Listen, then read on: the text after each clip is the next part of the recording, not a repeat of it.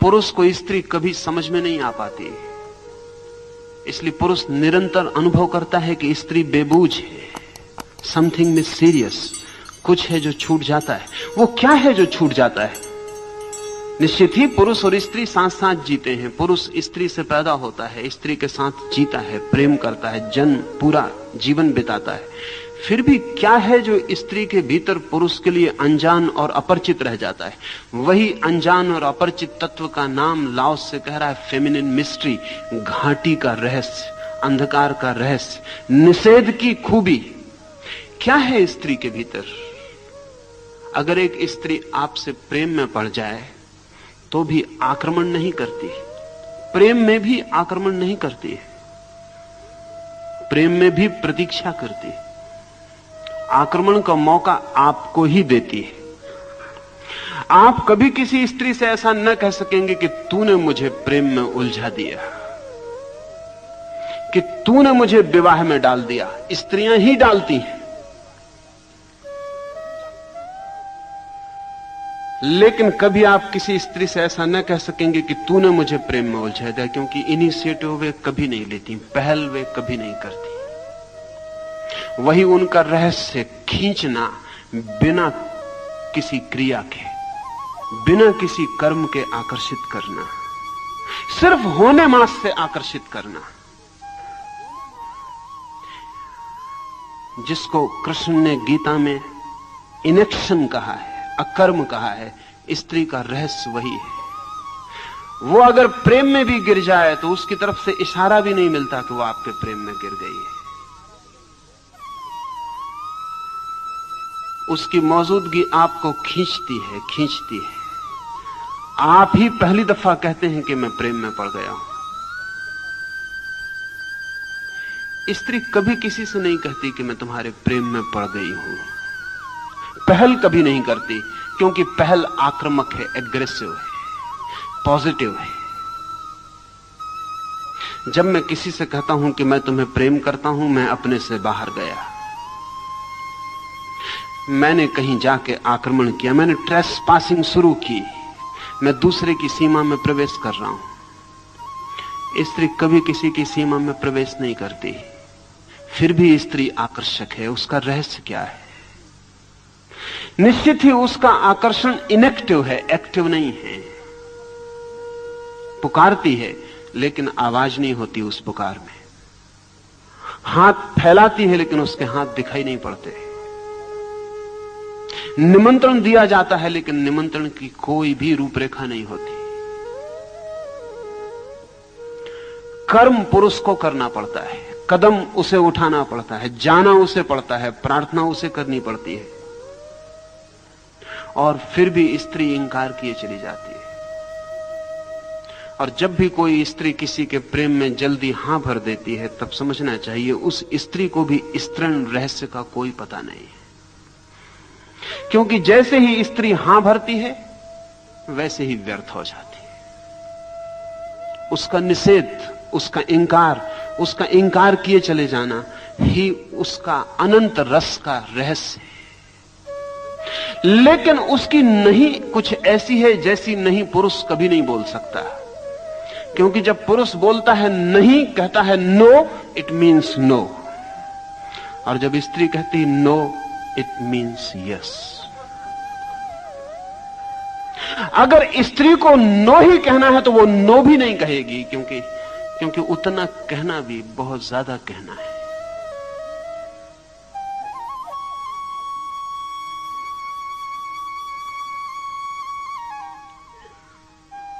मुल्ला नसरुद्दीन एक युवती के प्रेम में पड़ गया है।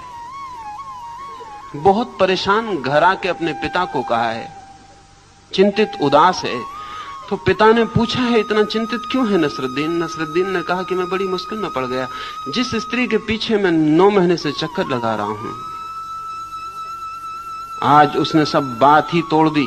पिता ने कहा तू ना समझ, स्त्री जब कहे नहीं तो उसका अर्थ नहीं नहीं होता। नसरुद्दीन ने कहा वो तो मैं भी जानता हूं, लेकिन उसने नहीं नहीं कहा, उसने कहा कि तू कुत्ता।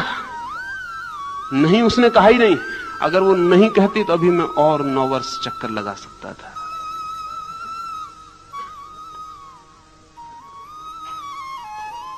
उसने नहीं भी नहीं कहा है, उतना भी रास्ता नहीं छोड़ा है। स्त्री जब हां करती है तब वो पुरुष की भाषा बोल रही है। इसलिए स्त्री के मुंह से हां बहुत ही छोटा, उथला और गहरे अर्थों में अनैतिक मालूम पड़ता है, उतना भी आक्रमण है। स्त्री का सारा रहस्य और राज तो इसमें है, उसकी मिस्ट्री इसमें है कि वो नहीं कहती है और बुलाती है, नहीं बुलाती और निमंत्रण जाता है। अपनी ओर से कभी कोई कमिटमेंट स्त्री नहीं करती, सब कमिटमेंट पुरुष करता है, सब प्रतिबद्धताएं पुरुष की हैं। और इस भ्रांति में कोई पुरुष ना रहे कि स्त्री ने कुछ भी नहीं किया है। स्त्री ने बहुत कुछ किया है, लेकिन उसके करने का ढंग निषेधात्मक है, घाटी की तरह है, अंधेरे की तरह है। निषेध ही उसकी तरकीब है। दूर हटना ही पास आने का निमंत्रण है। उसकी बचने की कोशिश ही बुलावा है। ये फेमिनिन मिस्ट्री है, और इसमें और गहरे उतरेंगे तो बहुत सी बातें ख्याल में आएंगी। स्त्री संभोग की दृष्टि से भी निषेधात्मक है, पैसिव है। इसलिए दुनिया में स्त्रियों के ऊपर कोई बलात्कार का जुर्म नहीं रखा जा सकता। किसी स्त्री ने लाखों वर्ष के इतिहास में किसी पर बलात्कार नहीं किया है। स्त्री के व्यक्तित्व में बलात्कार असंभव है। पुरुष बलात्कार कर सकता है, करता है, और 100 में 90 मौके पर पुरुष जो भी करता है वो बलात्कार ही होता है। 100 में 90 मौके पर, उन मौकों पर नहीं जो अदालत में पकड़े जाते हैं। पति अपनी पत्नी के साथ भी जो संबंध निर्मित करता है उसमें 90 मौके पर बलात्कार होता है, क्योंकि स्त्री चुप है। उसकी चुप्पी हां समझी जा सकती है। और जो हमने व्यवस्था की है समाज की पति के प्रति, हमने उसका कर्तव्य बांधा हुआ है। पति उससे प्रेम मांगे तो वो चुप होकर दे देती है, लेकिन अगर उसके भीतर उस क्षण प्रेम नहीं था तो पति का ये प्रेम बलात्कार होगा। लेकिन पुरुष बलात्कार कर सकता है, क्योंकि पुरुष का पूरा व्यक्तित्व आक्रामक, एग्रेसिव है, हमलावर है।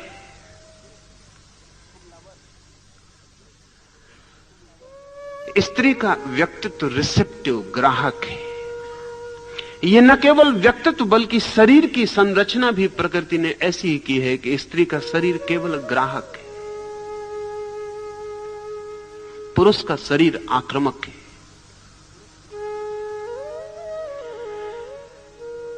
लेकिन सृजन होता है स्त्री से, जन्म होता है स्त्री से।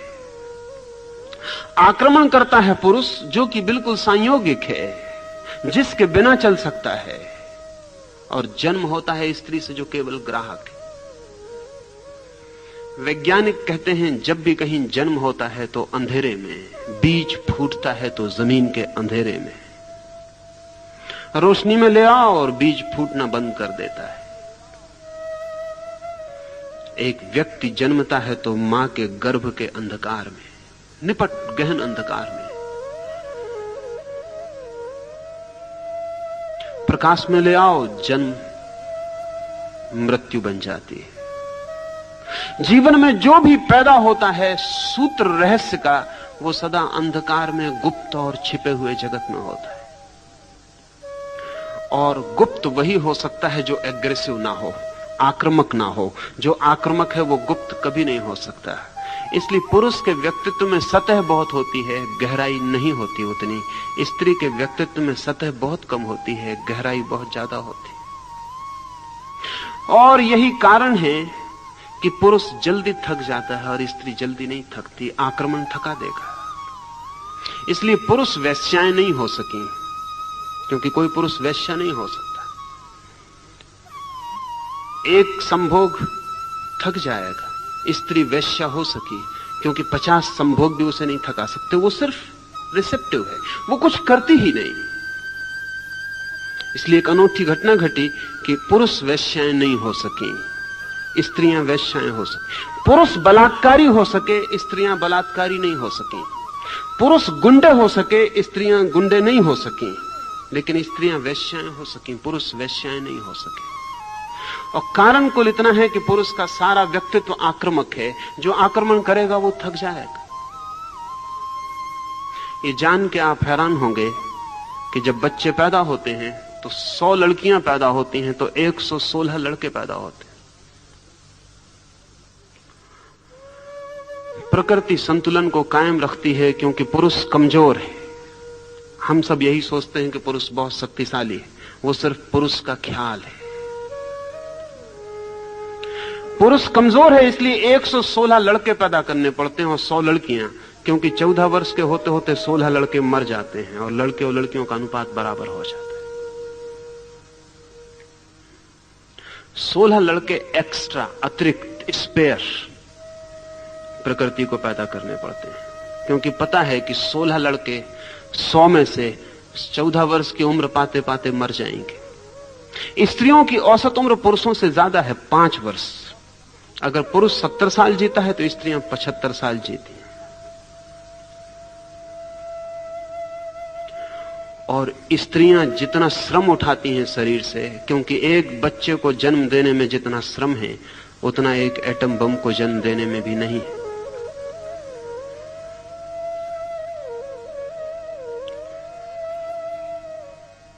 एक स्त्री 20 बच्चों को जन्म दे और फिर भी पुरुष से 5 साल ज्यादा जीती है। स्त्रियां कम बीमार पड़ती हैं और जो बीमारियां स्त्रियों को हैं वो स्त्रियों की नहीं, पुरुषों ने जो समाज निर्मित किया है उसकी परेशानी की वजह से। स्त्रियां कम बीमार पड़ती हैं, फिर भी जितनी बीमार पड़ती हैं उसमें भी कोई 70% कारण पुरुषों ने जो व्यवस्था की है वो है, स्त्रियां नहीं। क्योंकि सारी व्यवस्था पुरुष की है, मैन डोमिनेटेड है और पुरुष अपने ढंग से व्यवस्था करता है, उसमें स्त्री को एडजस्ट होना पड़ता है, वो उसकी बीमारी का कारण है। हिस्टीरिया पुरुषों के समाज में स्त्रियों को एडजस्ट होने का परिणाम है।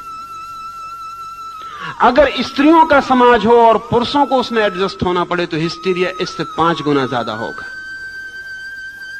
करीब करीब सारे पुरुष पागल हो जाएंगे। वो स्त्रियों का रेसिस्टेंस है, प्रतिरोधक शक्ति है कि वो सब पागल नहीं हो गई। फिर भी स्त्रियां आपको क्रोधी दिखाई पड़ती हैं, ईर्ष्यालु दिखाई पड़ती हैं, उपद्रव, कलह 24 घंटे वो जारी रखती हैं। उसका कुल कारण इतना है कि वे जो होने को पैदा हुई हैं, समाज उनको वो नहीं होने देता और कुछ और करवाने की कोशिश करता है। उससे उनकी सृजनात्मक शक्ति विध्वंस की तरफ, परवर्षण की तरफ, विकृति की तरफ चली जाती। और पुरुषों ने स्त्रियों को इतना दबाया और इतना सताया तो आमतौर से लोग समझते हैं, स्त्रियां भी यही समझती हैं कि स्त्रियां कमजोर थीं इसलिए पुरुषों ने इतना सताया। मैं आपसे कहना चाहता हूं, जो जानते हैं वो कुछ और जानते हैं। वो ये जानते हैं कि स्त्रियां इतनी शक्तिशाली थीं कि अगर न दबाई गई होती तो पुरुषों को उन्होंने कभी का दबा डाला होता। उनको बचपन से ही दबाने की जरूरत है, नहीं वो खतरनाक सिद्ध हो सकती है। स्त्रियों को सारी दुनिया में दबाए जाने का जो असली कारण है, वो असली कारण यह है कि वो इतनी शक्तिशाली सिद्ध हो सकती हैं अगर बिना दबाई छोड़ दी जाएं कि पुरुष बहुत मुश्किल में पड़ जाएगा। इसलिए उन्हें सब तरफ से रोक देना जरूरी है और बचपन से रोक देना जरूरी है।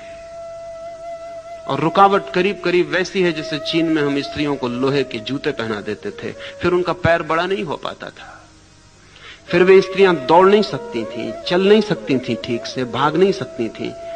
सच तो यह है उन्हें सदा ही पुरुष के कंधे के सहारे की जरूरत थी। और फिर पुरुष उनसे कहता था नाजुक, डेलिकेट, और नाजुक होने को पुरुष ने एक मूल्य बना दिया, एक वैल्यू बना दिया, क्योंकि स्त्री नाजुक हो तो ही उस पर काबू किया जा सकता है। स्त्री पुरुष से ज्यादा मजबूत सिद्ध हो सकती है अगर उसको पूरा विकसित होने दिया जाए, क्योंकि प्रकृति ने उसे जन्म की शक्ति दी है और जन्म की शक्ति सदा उसके पास होती है जो ज्यादा शक्तिशाली है। अन्यथा गर्भ को खींच लेना असंभव हो जाए। लाओस से कहता है इस स्त्रीण रहस्य को ठीक से समझ लें, ये घाटी की जो आत्मा है इसे ठीक से समझ लें। ये घाटी की आत्मा कभी थकती नहीं, ये कभी मरती नहीं। ये जो निषेध है, ये जो ना करने के द्वारा करने की कला है, ये जो बिना आक्रमण के आक्रमण कर देना है, ये बिना बुलाए बुला लेने का जो राज है, इसे ठीक से समझ लें। क्योंकि लाओस से कहता है इस राज को समझकर ही कोई जीवन के परम सत्य को उपलब्ध कर सकता है। हम पुरुष की तरह परम सत्य को कभी नहीं पा सकते, क्योंकि परम सत्य पर कोई आक्रमण नहीं किया जा सकता। कोई हम बंदूकें और तलवारें लेकर परमात्मा के मकान पर कब्जा नहीं कर लेंगे। परमात्मा को केवल वे ही पा सकते हैं जो स्त्रीण रहस्य को समझ गए, जिन्होंने अपने को इतना समर्पित किया, इतना छोड़ा, लेट गो, कि परमात्मा उनमें उतर सके। ठीक वैसे ही जैसे स्त्री पुरुष के प्रेम में अपने को छोड़ देती है, कुछ करती नहीं, बस छोड़ देती है, और पुरुष उसमें उतर पाता है। एक बहुत अनूठी बात जो इधर 10 वर्षों में ख्याल में आनी शुरू हुई, क्योंकि वास्तविक स्त्री खो गई है दुनिया से, और जो स्त्री है वो बिल्कुल सूडो है, वो पुरुष के द्वारा बनाई गई है, वो बिल्कुल बनावटी है। जिसको हम आज स्त्री कह के जानते हैं वो पुरुष के द्वारा बनाई गई गुड़िया से ज्यादा नहीं है। वो स्वाभाविक स्त्री नहीं है जैसी होनी चाहिए। अभी पश्चिम में एक छोटा सा वैज्ञानिकों का प्रयोग चलता है, जिसमें वो ये कोशिश करते हैं कि क्या ये संभव है, और तंत्र ने इस पर बहुत पहले काम किया है, बहुत पहले, कोई 2000 साल पहले, और ये अनुभव किया है कि ये हो सकता है। स्त्री और पुरुष के संभोग में चूंकि पुरुष सक्रिय होता है, अगर पुरुष सक्रिय ना हो पाए तो संभोग असंभव है। अगर पुरुष कमजोर हो जाए, वृद्ध हो जाए, उसके जनन यंत्र शिथिल हो जाएं तो संभोग असंभव है। लेकिन अभी पश्चिम में 10 वर्षों में कुछ प्रयोग हुए हैं गहरे, जिनमें वो कहते हैं कि अगर पुरुष की जननेंद्रिय बिल्कुल शिथिल और क्षीण, शक्तिहीन हो जाए तो भी फिक्र नहीं। स्त्री अगर उस पुरुष को प्रेम करती है तो सिर्फ स्त्री जननेंद्रिय के पास पहुंच जाने पर स्त्री की जननेंद्रिय पुरुष की जननेंद्रिय को चुपचाप अपने भीतर खींच लेती, पुरुष को प्रवेश की भी जरूरत नहीं है। अगर स्त्री का प्रेम भारी है तो उसका शरीर ऐसे खींच लेता है जैसे खाली जगह में हवा खींच के आ जाए। ये बहुत हैरानी का तथ्य है।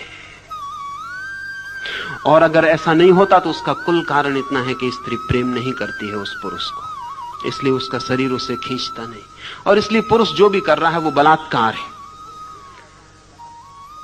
अगर स्त्री प्रेम करती है तो खींच लेगी, उसका पूरा बायोलॉजिकल, उसका जैविक यंत्र ऐसा है कि वो व्यक्ति को अपने भीतर खींच लेगी।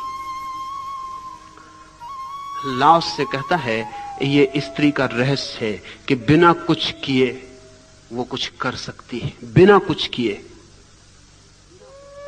पुरुष को कुछ भी करना हो तो करना पड़ेगा। धर्म का रहस्य भी स्त्रीण है। अगर कोई परमात्मा को पाने जाए तो कभी ना पा सकेगा, और कोई केवल अपने हृदय के द्वार को खोलकर ठहर जाए तो परमात्मा यहीं और अभी प्रवेश कर जाता है। दूर दूर खोजे कोई, अनंत की यात्रा करे कोई, भटके जन्मों जन्मों तक, तो भी परमात्मा को नहीं पा सकेगा। क्योंकि परमात्मा को पाने का राज ही यही है कि हम रिसेप्टिव हो जाएं, एग्रेसिव नहीं। हम अपने को खुला छोड़ दें, हम सिर्फ राजी हो जाएं कि वो आता हो तो हमारे द्वार दरवाजे बंद ना पाए। हमारा प्रेम इतना ही करे कि वो एक पैसिव अवेटिंग, एक निष्क्रिय प्रतीक्षा बन जाए। स्त्री जन्म जन्म तक अपने प्रेमी की प्रतीक्षा कर सकती है, पुरुष नहीं कर सकता। पुरुष प्रतीक्षा जानता ही नहीं है। पुरुष के मन की जो व्यवस्था है उसमें प्रतीक्षा नहीं है। उसमें अभी और यहीं इंस्टेंट सब चाहिए। इंस्टेंट काफी भी, इंस्टेंट सेक्स भी, अभी। इसलिए पुरुष ने विवाह ईजाद किया, क्योंकि विवाह के बिना इंस्टेंट सेक्स अभी संभव नहीं है।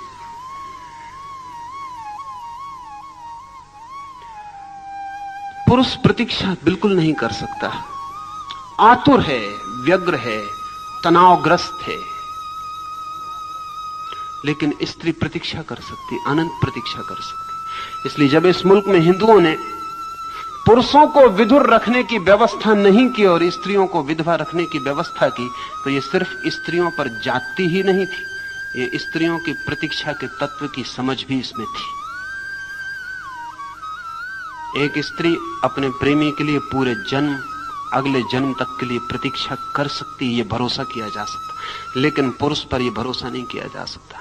इसलिए भारत ने अगर स्त्रियों को विधवा रखने की व्यवस्था दी और पुरुषों को नहीं दी, तो सिर्फ इसलिए नहीं कि यह व्यवस्था पुरुष के पक्ष में थी, जहां तक मैं समझ पाता हूं यह पुरुष का बहुत बड़ा अपमान था,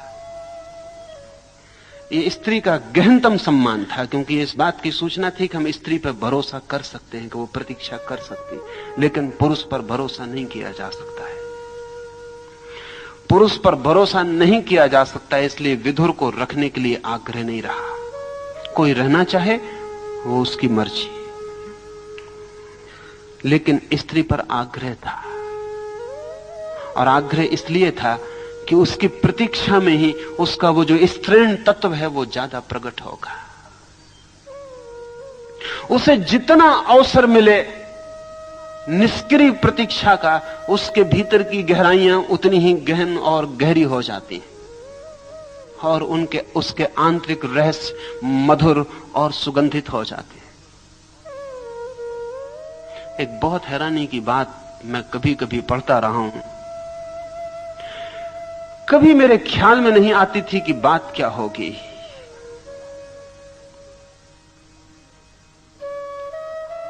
कैथोलिक प्रीस्ट के सामने लोग अपने पापों की स्वीकृतियां करते हैं, कन्फेशन करते हैं। अनेक कैथोलिक पुरोहितों का यह अनुभव है कि जब स्त्रियां उनके सामने अपने पापों की स्वीकृति करती हैं तो स्वभावतः वे भी मनुष्य हैं और केवल ट्रेंड प्रीस्ट हैं। ईसाइयत ने एक दुनिया को बड़े से बड़ी जो बुरी बात दी है वो ये प्रशिक्षित पुरोहित दिए। कोई प्रशिक्षित पुरोहित नहीं हो सकता। प्रशिक्षित डॉक्टर हो सकते हैं, प्रशिक्षित वकील हो सकते हैं, लेकिन प्रशिक्षित पुरोहित नहीं हो सकता। उसी तरह जैसे प्रशिक्षित पोएट कभी नहीं हो सकता। और अगर आप कविता को सिखा दें और ट्रेनिंग दे दें और सर्टिफिकेट दे दें कि यह आदमी ट्रेंड है कविता में, तो वो सिर्फ तुकबंदी करेगा, कविता उससे पैदा नहीं हो सकती। पुरोहित भी जन्मजात क्षमता है, साधना का फल है, उसे कोई प्रशिक्षित नहीं कर सकता। लेकिन ईसाइयत ने प्रशिक्षित किए, ट्रेंड पुरोहित हैं, उनके पास डिग्रियां हैं, उनमें कोई डीडी है, डॉक्टर ऑफ डिविनिटी है। डॉक्टर ऑफ डिविनिटी कोई नहीं होता, क्योंकि सर्टिफिकेट पर जो डिविनिटी तय हो जाएगी वो डिविनिटी नहीं हो सकती। वो क्या दिव्यता होगी जो एक स्कूल सर्टिफिकेट देने से तय हो जाती हो। तो पुरोहित के पास जब स्त्रियां अपने पापों का कन्फेशन करती हैं तो ये कन्फेशन बहुत टेम्पटिंग हो जाता है, स्वाभाविक। जब कोई स्त्री अपने पाप का स्वीकार करती है और एकांत में करती है तो पुरोहित के लिए बड़ी बेचैनी हो जाती है। स्त्री तो हल्की हो जाती है, पुरोहित भारी हो जाता है। लेकिन कैथोलिक पुरोहितों का एक वक्तव्य मुझे सदा हैरान करता था, वो ये कि विधवा स्त्रियां ज्यादा आकर्षक और टेम्पटिंग सिद्ध होती। मैं बहुत हैरान था कि क्या कारण होगा। असल में विधवा अगर सच में विधवा हो तो उसके सौंदर्य में बहुत बढ़ती हो जाती, क्योंकि प्रतीक्षा उसके स्त्रीण रहस्य को गहन कर देती।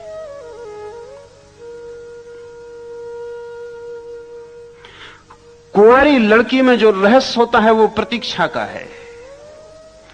इसलिए सारी दुनिया में जो समझदार कौमें थी उन्होंने तय किया कि कुंवारी लड़की से ही विवाह करना, क्योंकि सच तो यह है कि जो लड़की कुंवारी नहीं है उससे विवाह करने का मतलब है कि आपको स्त्री के रहस्य को जानने का मौका ही नहीं मिलेगा।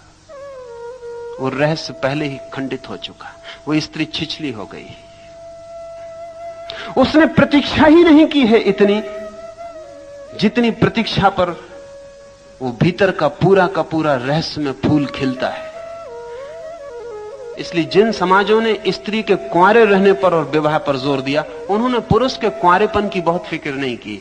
उसका कारण है कि पुरुष के कुंवारेपन या ना कुंवारेपन से कोई फर्क नहीं पड़ता है, लेकिन स्त्री के कुंवारेपन से फर्क पड़ता है। कुंवारी स्त्री में एक सौंदर्य है जो विवाह के बाद उसमें खो जाता है। वो सौंदर्य उसमें फिर से जन्मता है जब वो मां बनना शुरू होती है, क्योंकि अब वो एक और बड़े रहस्य के द्वार पर और एक और बड़ी प्रतीक्षा के द्वार पर खड़ी हो जाती है। उसे गर्भवती देखकर पति चिंतित हो सकता है, और पति चिंतित होते हैं, और उनकी चिंता स्वाभाविक है, क्योंकि उनके लिए प्रतीक्षा नहीं केवल एक और इकोनॉमिक, एक आर्थिक उपद्रव उनके ऊपर आने को है। लेकिन मां मधुर हो जाती है। असल में मां का गर्भ जैसे बढ़ने लगता है, उसकी आंखों की गहराई बढ़ने लगती है, उसके शरीर में नए कोमल तत्वों का आविर्भाव होता है। गर्भिणी स्त्री का सौंदर्य स्त्रीण रहस्य से बहुत भारी हो जाता है।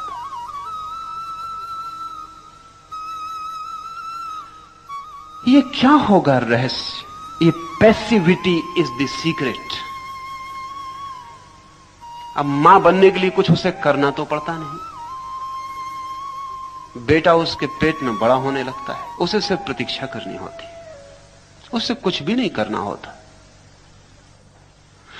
असल में उसे सब करना छोड़ देना होता है, सिर्फ प्रतीक्षा ही करनी होती है। जैसे जैसे उसके बेटे का या उसकी बेटी का, उसके गर्भ का विकास होने लगता है, वैसे वैसे सब काम उसे छोड़ देना पड़ता है। वो सिर्फ प्रतीक्षा में रह जाती है, वो सिर्फ स्वप्न देखने लगती है। इसलिए अगर सारा काम स्त्री छोड़ दे बच्चे के जन्म के करीब, तो वे स्वप्न देख सकती है जो उसके बच्चे के भविष्य की सूचनाएं होंगे। इसलिए महावीर या बुद्ध की मां के स्वप्न बड़े मूल्यवान हो गए।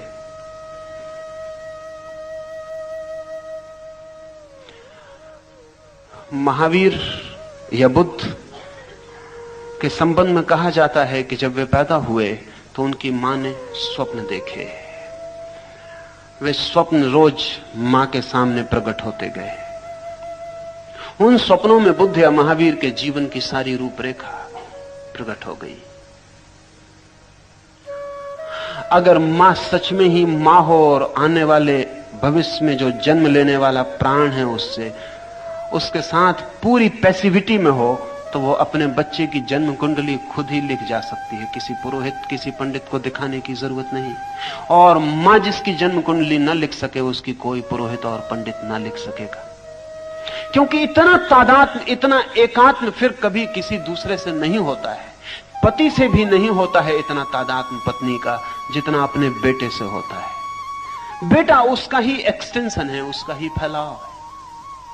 लेकिन मां बनने के लिए कुछ भी करना नहीं पड़ता। पिता बनने के लिए बहुत कुछ करना पड़ता है।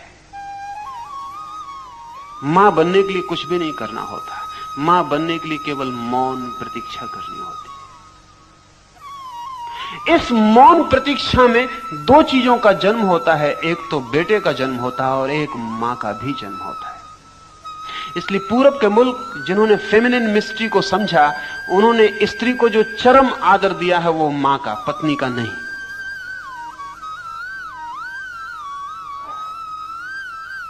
ये बहुत हैरानी की बात है। मुझसे लोग पूछते थे कि आप सन्यासियों को स्वामी कहते हैं, लेकिन सन्यासियों को मां क्यों कहते हैं, जबकि वो भी, उनका विवाह भी नहीं हुआ, उनका बच्चा भी नहीं हुआ। असल में मां का संबंध स्त्री की चरम गरिमा से है। वो अपनी चरम गरिमा पर सिर्फ मां के क्षण में होती है। उसका जो पीक एक्सपीरियंस है वो पत्नी होना नहीं है, प्रेयसी होना नहीं है। प्रेयसी और पत्नी होना केवल चढ़ाई की शुरुआत है। उसका जो पीक एक्सपीरियंस है, जो शिखर अनुभव है, उसका मां होना है। इसलिए जिन समाजों में भी स्त्रियों ने तय कर लिया है कि पत्नी होना उनका शिखर है, उन समाजों में स्त्रियां बहुत दुखी हो जाएंगी, क्योंकि वो उनका शिखर है नहीं।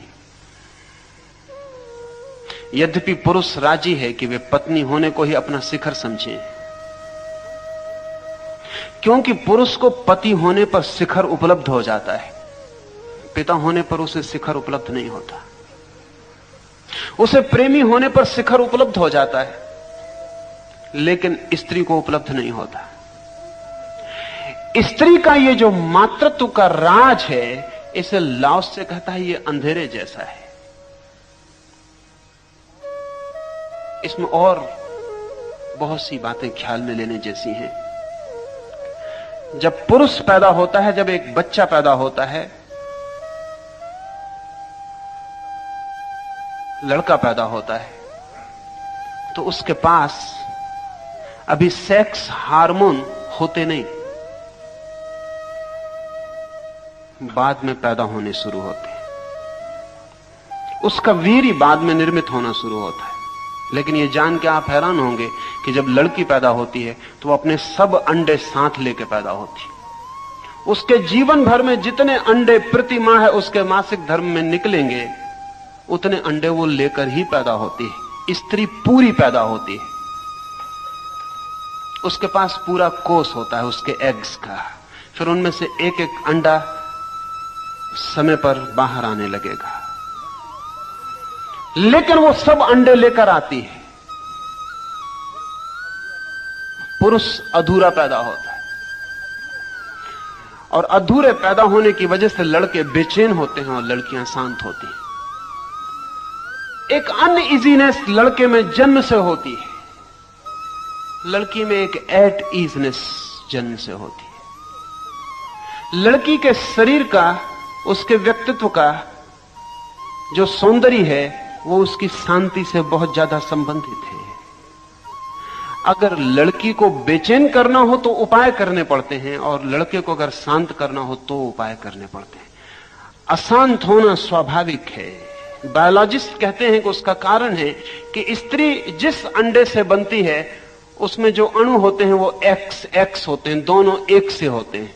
और पुरुष जिस क्रोमोसोम से बनता है उसमें एक्स वाई होता है, उसमें एक एक्स होता है एक वाई होता है, वो समान नहीं होते। स्त्री में जो तत्व होते हैं वो एक्स होते हैं, दोनों समान होते हैं।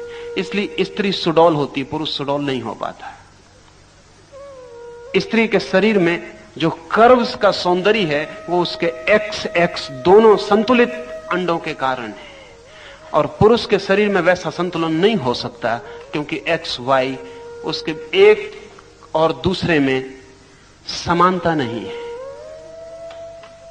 स्त्री के व्यक्तित्व को बनाने वाले 48 अणु हैं, वो पूरे हैं 24। पुरुष को बनाने वाले 47 हैं, और बायोलॉजिस्ट कहते हैं कि वो जो एक अणु की कमी है वही पुरुष को जीवन भर दौड़ाती है। इस दुकान से उस दुकान, जमीन से चांद दौड़ाती रहती। वो जो एक कम है उसकी खोज वो पूरा होना चाहता है।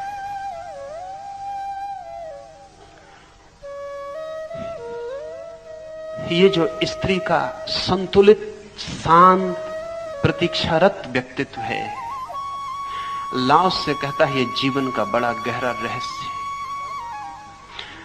परमात्मा स्त्री के ढंग से अस्तित्व में है, पुरुष के ढंग से नहीं। इसलिए परमात्मा को हम देख नहीं पाते, उसे हम पकड़ भी नहीं पाते। वो मौजूद है जरूर, लेकिन उसकी प्रेजेंस स्ट्रेंड न होने जैसा है।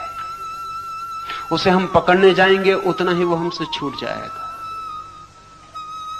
उतना ही हट जाएगा, उतना ही उसकी खोज मुश्किल हो जाएगी।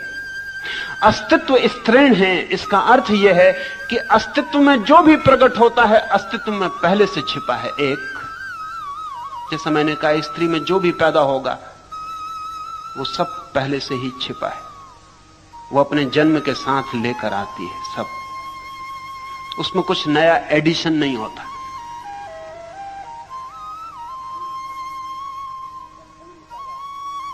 वो पूरी पैदा होती है, उसमें ग्रोथ होती है लेकिन एडिशन नहीं होता, उसमें विकास होता है लेकिन कुछ नई चीज जुड़ती नहीं। यही वजह है कि वो बड़ी तृप्त जीती है। स्त्रियों की तृप्ति आश्चर्यजनक है, अन्यथा इतने दिन तक उनको गुलाम नहीं रखा जा सकता था। उनकी तृप्ति आश्चर्यजनक है। गुलामी में भी वे राजी हो जाती है, कैसी भी स्थिति हो वे राजी हो जाती है। अतृप्ति उनमें बड़ी मुश्किल से पैदा की जा सकती है, बड़ी कठिन है, और तभी पैदा की जा सकती है जब कुछ बायोलॉजिकल कठिनाई उनके भीतर पैदा हो जाए, जैसा पश्चिम में लग रहा है कि कठिनाई पैदा हुई है, तो उनमें पैदा की जा सकती है बेचैनी। और जिस दिन स्त्री बेचैन होती है उस दिन उसको चैन में लाना फिर बहुत मुश्किल है, क्योंकि वो बिल्कुल अप्राकृतिक है उसका बेचैन होना। इसलिए स्त्री बेचैन नहीं होती, सीधी पागल होती।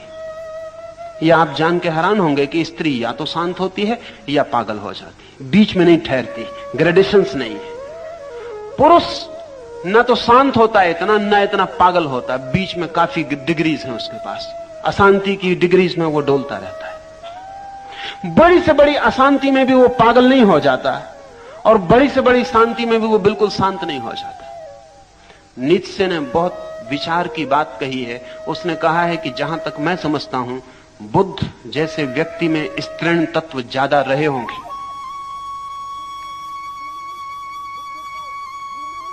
बुद्ध को वुमेनिस कहा है नीत्शे ने, और मैं मानता हूं कि इसमें गहरी समझ है। सच यह है कि जब कोई पुरुष भी पूरी तरह शांत होता है तो स्त्रीण हो जाता है, हो ही जाएगा, हो जाएगा इसलिए कि इतना शांत हो जाएगा कि वो जो पुरुष की अनिवार्य बेचैनी थी, वो जो अनिवार्य अशांति थी, अनिवार्य तनाव था, वो जो टेंशन था पुरुष के अस्तित्व का, वो खो जाएगा। यही वजह है कि हमने भारत में प्रतीकात्मक रूप से कृष्ण की, बुद्ध की, महावीर की दाढ़ी मूछ नहीं बनाई। ऐसा नहीं कि नहीं थी,